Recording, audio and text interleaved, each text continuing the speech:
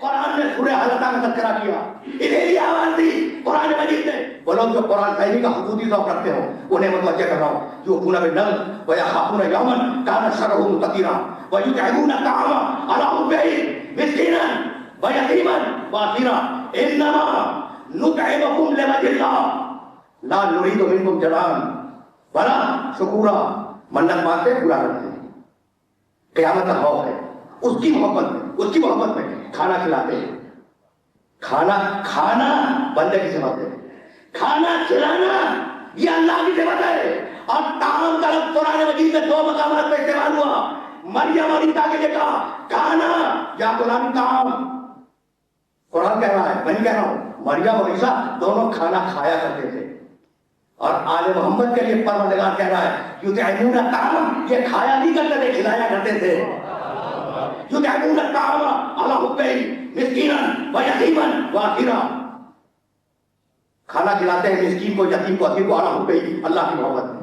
دیکھیں آل محمد کا مقام، اور وہ شہزادی جو اس واقعے کی مرکز ہے اس کا مقام دیکھیں، یطعمون الطعام، کھانا کھلاتے ہیں، علی حبہ، اس کی محبت میں۔ کسے؟ مسکین کو، یتیم کو، اسیر کو۔ انما نطعمکم لوجہ اللہ، ہم جو یہ کھانا کھلا رہے ہیں تمہیں یہ اس کے لیے کھلا رہے ہیں، یہی ہے نا؟ کیا کہا؟ خدا کی قسم کہا کا لفظ نہیں ہے، انما نطعمکم لوجہ اللہ، یقولون نہیں ہے کہ وہ کہتے ہیں۔ اگر کہا ہوتا تو قرآن کہتا یقولون، وہ کہتے ہیں، بھائی کہتے ہیں نہیں تو کہا نہیں، یہ نیت میں تھا کہ ہم جو روٹی دے رہے ہیں یہ اللہ کے لیے۔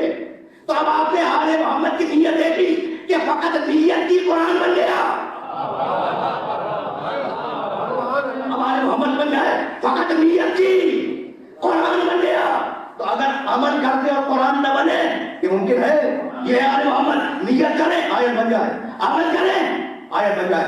ہم تمہیں کھلا رہے ہیں، یہ جو کھانا دے رہے ہیں، روٹیاں دے رہے ہیں، یہ اللہ کے لیے۔ لا نرید منکم جزاء ولا شکورا، بھائی سنو، جزا کے معنی بدلا، شکورا کے معنی شکریہ۔ کیا ہے نیت؟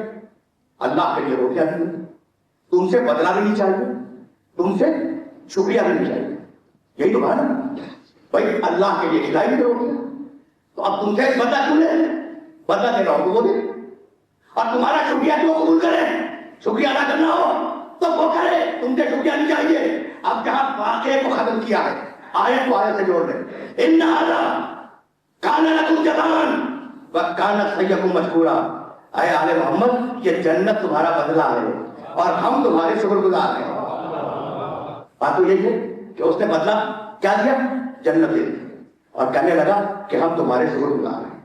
دیکھیے میں نے یہ تصویر آپ کو تحفے میں دی، اچھا آپ نے قبول کیا اس تصویر کو بطور تحفہ، اب آپ کے خطاب ہے نا، آپ اس کے بدلے میں مجھے تحفہ دے دیں، بات برابر ہوگی۔ اور خدا نہ خواستہ اگر استطاعت نہیں ہے تو شکریہ ادا کر دیں، یہ نہیں ہوگا کہ آپ بدلہ بھی دیں اور شکریہ بھی ادا کریں، یہ ہوتا ہی نہیں ہے۔ بھائی یہ کہا کی رسم ہے کہ بدلہ بھی دو اور شکریہ بھی ادا کرو، اور قرآن نے اللہ کے اس عمل کو کوٹ کیا کہ اللہ نے بدلہ بھی دیا، اللہ نے شکریہ بھی ادا کیا، تو کوئی نہ کوئی بات تو ہوگی نا۔ تو اے آل محمد تم نے ہمارے دین پہ احسان کیا، اس کے بدلے میں ہم یہ جنت دے رہے ہیں۔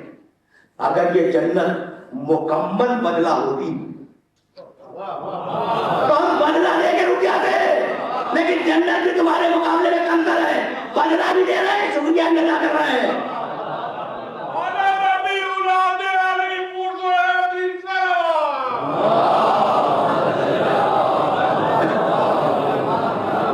آل محمد جنت تمہارا بدلہ، ہم تمہارا شکریہ ادا کرتے ہیں۔ بھائی کون ادا کر رہا؟ اللہ۔ اب عرض کروں، جا کے قرآن میں دیکھیے گا، نوح کے لیے کہا انہ کان عبدا شکورا۔ نوح کی فضیلت جانتے ہو کیا ہے؟ نوح بڑا اچھا بندہ تھا، ہمارا شکریہ ادا کیا کرتا تھا۔